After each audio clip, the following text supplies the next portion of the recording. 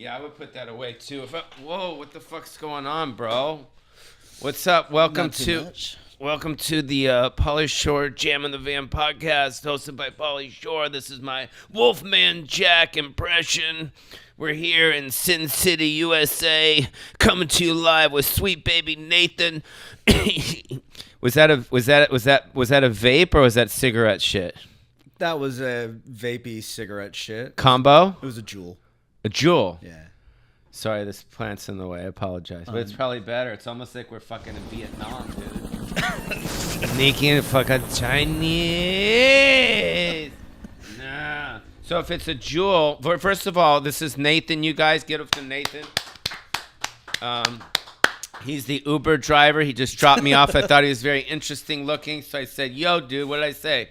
You said, why don't you come on the Pauly Shore show? And come on in, right? Yeah. You said jam in the van. And I gave you 4 stars. Yeah. I gave you 4 stars. A $1 tip, though. But that's all right, dude. But it got you in. Yeah. So tell us about what it's like Uber driving for Pauly Shore. No, I'm just kidding. No disrespect. Wavves, Wavves. Once again, Wavves, Wavves. That's their Instagram. That's their Spotify. That's all their stuff. Your stuff's pretty tight, dude. Thank you very much. Respect. Appreciate it. Respect, yep. And he's in a band, you guys. It's called Wavves. And the other band members knew you were going to do this podcast, and they decided. Did you guys Rochambeau for this or what? No, I just told him it was just me. I said I wanted the spotlight for myself. No, we just ended a tour, and everybody was burnt out. They all live in different places, so. Yeah. Back to Memphis, back to North Carolina, and then our drummer's from the Bay. From the Bay? Yeah. The Bay. That's what they call it, the Bay. Yeah, that's San Francisco. I think he's from Oakland, but yeah. He's from Oakland. He's from Step in Curryville. Yeah. Step in Curryville. That's cool. Step in Curry.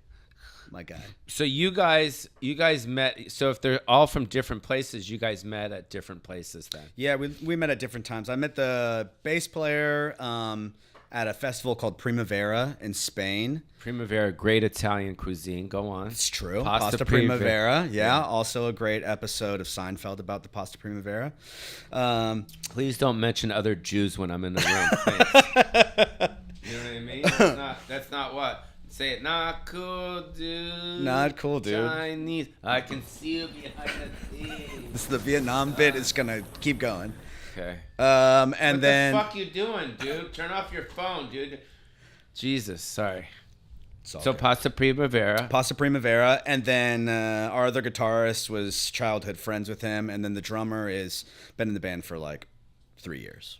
Cool. Yeah. So 15, 16 years in. Yeah. It's a long time. It's a really long time. So you're not a little baby anymore. I feel like I'm a little baby, but I just look like an old. No, you look good. That's why I wear the glasses. You're handsome. Oh, thank you. Very handsome. So, but being an older dude now, kind of older, you're not part of was it Gen Z? I don't know which gen I am. I'm like not a boomer, I don't think. No.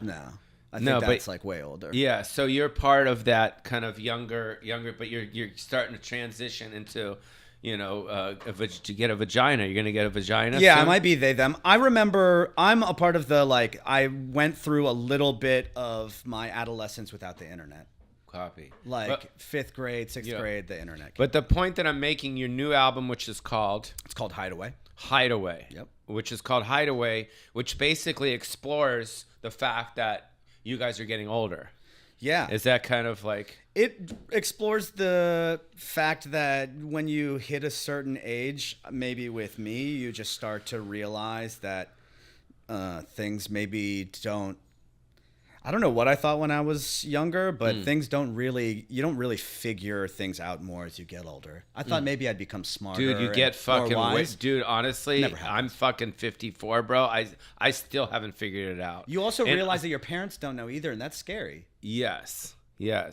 No, when you're younger, you actually know more. And the older you get, you know less.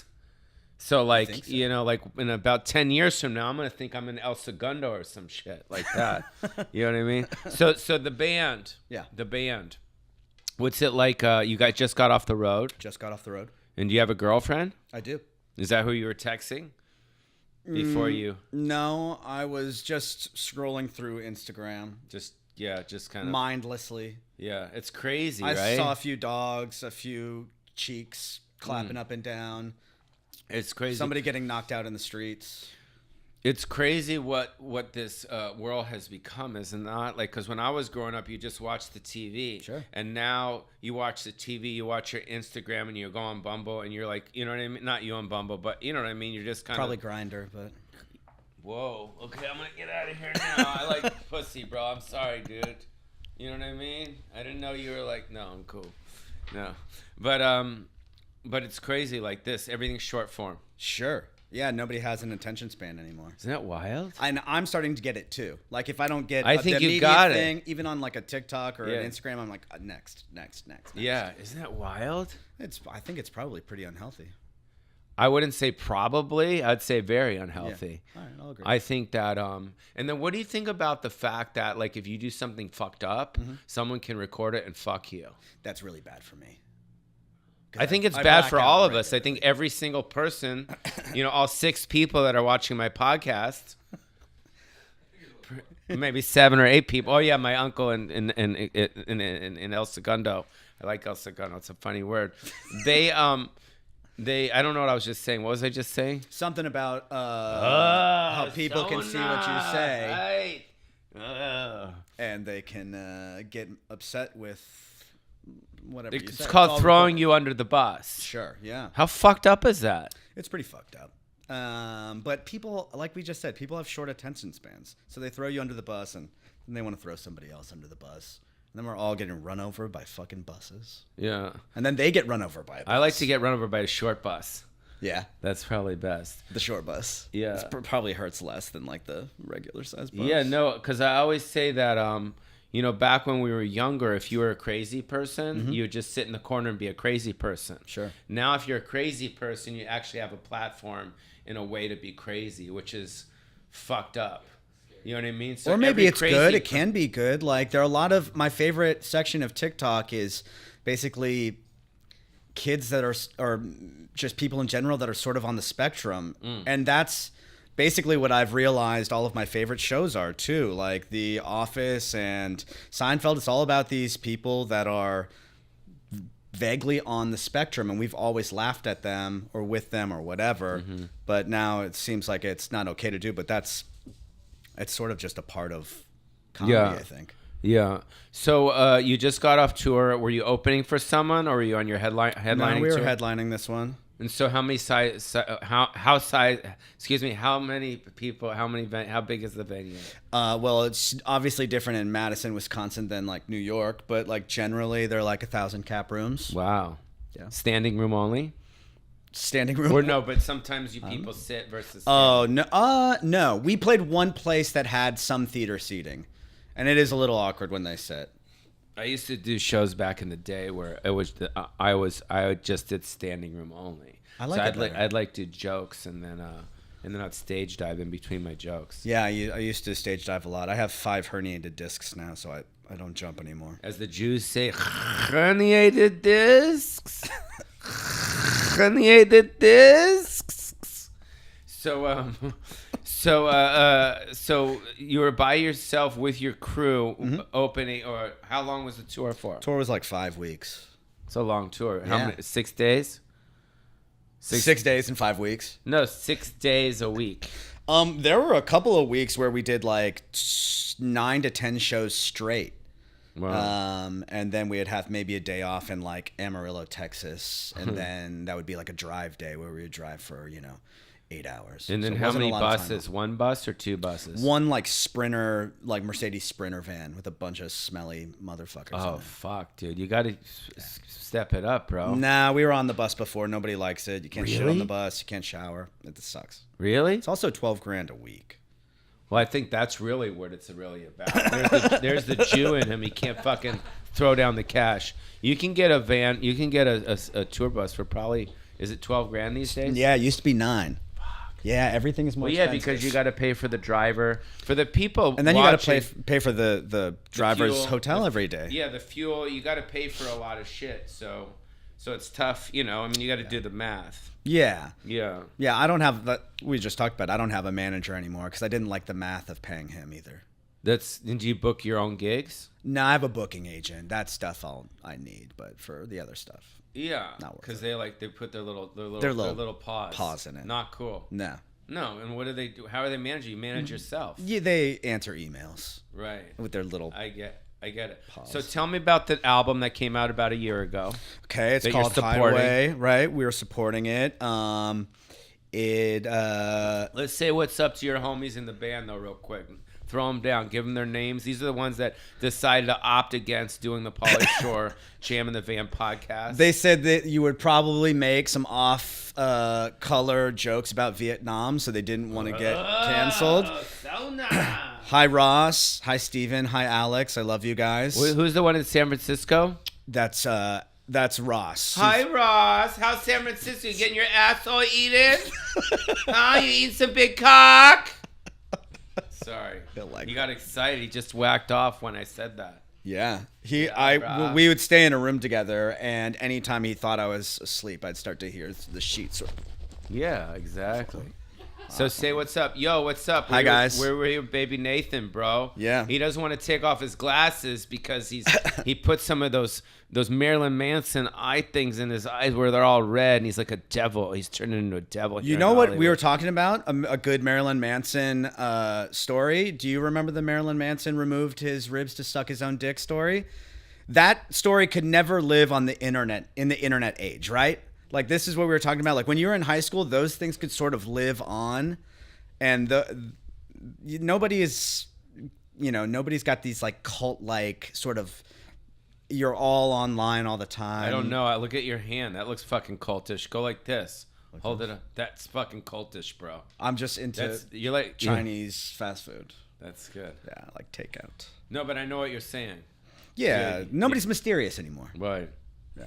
What was I saying? I don't know. So let's go back to the album. Okay, the album. The album is called... It's called Hideaway. And where did you guys physically record this? We recorded it at with my friend Dave Sitek, who's a fabulous producer and a fabulous man in Los Angeles, and California. He's allowed to put his little hands in the fucking cookie He jar. can because he's very talented. Right. Yeah, because he's good at what he does.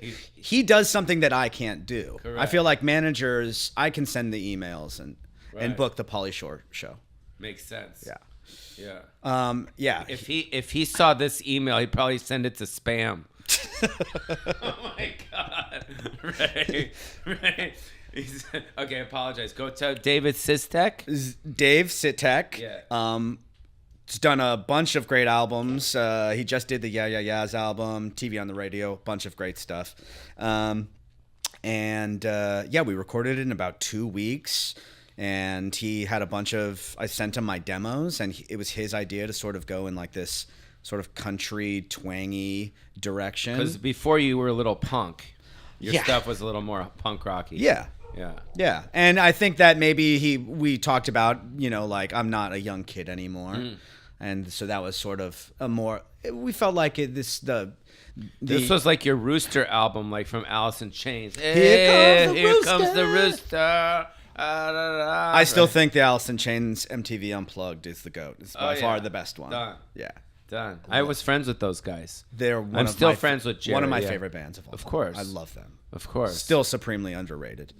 And so, like, I thought, it was sort of a step that I probably wasn't ever thinking about taking or willing to take, but Dave sort of like helped me cross that road. I think he made you go to like Cracker Barrel or something. Yeah. Man, you gonna have this country fried we put some right Spurs here, on, and we walked in, and that's why you listen to Johnny Cash, right? Johnny Cash, a lot of Loretta Lynn, a lot of Fist City, and we just sort of did it that way. I think the lyrical content was sort of more mature than my previous stuff. Cool. So it made sense. Cool. That's awesome. And then tell us your whole fascination with The Sopranos and your brother and all that stuff. I'm not really fascinated with my brother. He's just my brother. No one is. No. Okay. No one is. Me and my brother have a production group called Sweet Valley, and we have a Patreon, and we basically made a song for every episode of Sopranos out of samples from the show. So we'd take Moltisanti talking, we'd flip it, stretch it, and slow it down or something to make a bass, and we'd make songs out of it. You like Prince? I like Prince. Prince was badass, right? Prince was badass. Yeah, he's one of the best. Yeah, Waters of Lake Minnetonka. Yeah, one of the best. Yeah. So let's talk about your personal life. Oh, okay. Yeah, talk about your personal life. So Nathan, Wolf just brought in a guitar, so I guess that means you want him to play some sort of country song. Is that what's happening, Wolf? I don't know how to play country songs. Sitar. There you go. Sing a love. What's your girlfriend's name? Jasmine. Jasmine. Beautiful name. Where'd you meet Jasmine? I met her. We went on a hike together, and a very LA story. Runyon? No, it Griffith was in Park, Glendale. bro? Oh, Glendale. Yeah, a little less LA than that. What am I doing with this guitar? You're singing to Jasmine, a beautiful improvisational song. Jasmine, we went on a hike together in Glendale. And then bumped into some gypsies. Or wait, who are the people that live out in Glendale? Armenians? Armenians. Yeah, they're the Armenian. Can't call them gypsies. I mean, I guess you could, but I wouldn't. Yeah. What about the sorry, I have a burping problem sometimes. Okay. So Jasmine, Yeah. Hiking, Glendale. Let's go. Yeah, I'm writing a song about Jasmine hiking in Glendale. Yeah. And then throw in the Armenians in there as well. 'Cause you got Jasmine Sears. hiking in Glendale. I love the Americana. I love Armenian. And yum donuts in that water village, dude. And yum donuts. Have you ever been to the Americana? Yes. It's my favorite mall. Yeah. It's beautiful. Yeah, it is. A lot of Armenians there. I love the Armenians too. I lived in Eagle Rock for 12 years. So there's a lot. Is that where you live now? No, I live in San Diego now. Which part of San Diego? Point Loma. Do you surf? No. No. Nah. I wish I did. I used to surf and skate a lot, and then I broke my wrist and my ankle twice, and I was, nah. Yeah. So what's next? So you just got off the road. Yeah. Take 2 weeks off. I'll probably go hang in the desert for a little bit. That's sort of like where I just decompress, and then we have a tour in Australia. Oh, sick. Yeah. Sick. And then as far as I don't want to say drugs because they're not really called drugs. Sure. These days they're called just hallucinogenics or CBDB. Like what's your whole thing about that whole thing? What's my thing about drugs? You had the or jewel, CBDBs? You had the Juul, yeah, right, which was half marijuana and half nicotine. Just nicotine. Oh, just nicotine. But I do have a vape as well. Mm-hmm. Yeah. What's my thing with it? Because it's legal. We are growing up in a legal time where you can just simply and not get in trouble. Yeah. So, do you partake? Even in Texas, some places. I partake. Yeah. Yeah. I partake. I don't smoke as much weed as I used to. I like psychedelics. Yeah, I like mushrooms. That's why I go to the desert. I just go to the desert and take some mushrooms. Well, you've heard of microdosing. Sure. So you do micro or you do like the full on? I like I have a friend of mine who gives me capsules, so I'll microdose with those. Yes. Those are nice, and I know exactly how much it is. Give you a nice little buzz. You're not tripping or anything. Do you notice that when you take a gummy versus when you take a microdosing capsule that it's kind of similar or what? It depends on like if you. Oh, wait! But just stop. Really, let's break that down for a second. Like, let's not rush this. This is an important thing because this is what everyone's doing. Okay. You got a gummy, sure, which is like 10 milligram. Yeah. And then you got a capsule. Uh-huh. One is a microdosing of a mushroom, and one is a kind of I guess it's THC CBD mixed combo. Yeah. Okay. What if you broke it down? What would be the difference? And have you ever taken them together? I have taken them together. Is that like mixing tequila and vodka, or? Ooh. I think that the psychedelics together lend themselves. I'm maybe not like taking acid and mushrooms. I did that recently, and it didn't seem to work. Combo? Great. Yeah. Same time? Mm-hmm. It's fucking wild, bro. It was not great. No. Because you have to be drunk enough to even think that that's going to be a good idea. And so then it's a really bad idea. Yeah. So back to the microdosing mushroom and the gummy. Okay. So let's talk about the gummy. Yeah. So do you do it a lot? How many days a week? No, I'll take the gummies like when I can't sleep because I don't like taking melatonin because it makes me feel groggy. Got it.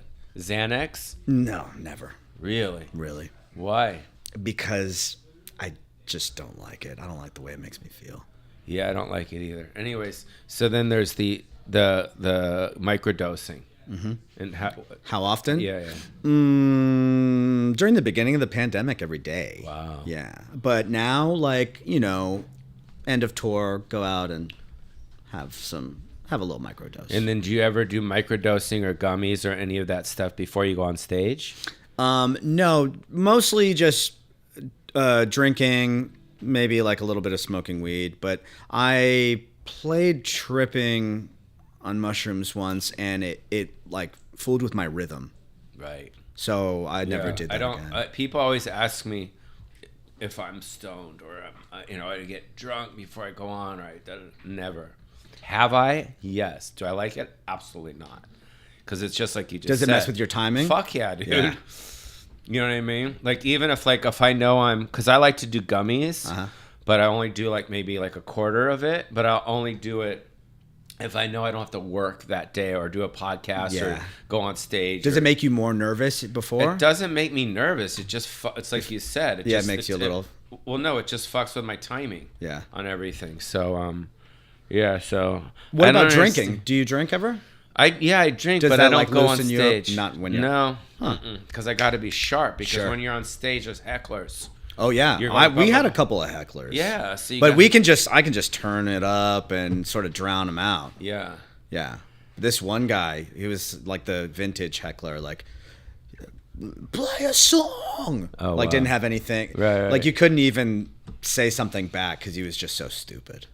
Did you ever have a situation like Chappelle or Chris Rock where someone tries to jump on stage and hit you? Mm-hmm. I don't know if he was going to hit me, but I hit him. But if somebody jumps on, a lot of people jump on stage during our shows to party. Yeah. But you can tell the intent sometimes with people. Did you ever do an Axl Rose where you jump into the audience and beat the shit out of a fan? No.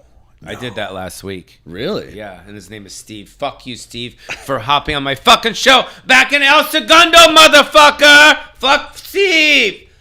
Oh, no, okay. Anyways, well, that was Wavves. Nathan, play us off. Play us off right now. Thank you so much for coming to the Jam in the Van studio. You can check them out on tour in Australia, coming up very soon. Check out their Instagram. It's just Wavves. You'll see a blue check mark, and you go you'll jerk off underneath it, and everything is cool here. Thank you so much for coming. Thank you for having me. Yeah, tell the rest of the Krusty crew out there Nathan's okay. I think I gave him the monkeypox, but besides that, we're all good, dude. Signing off till the next time we jam in the van, Dean.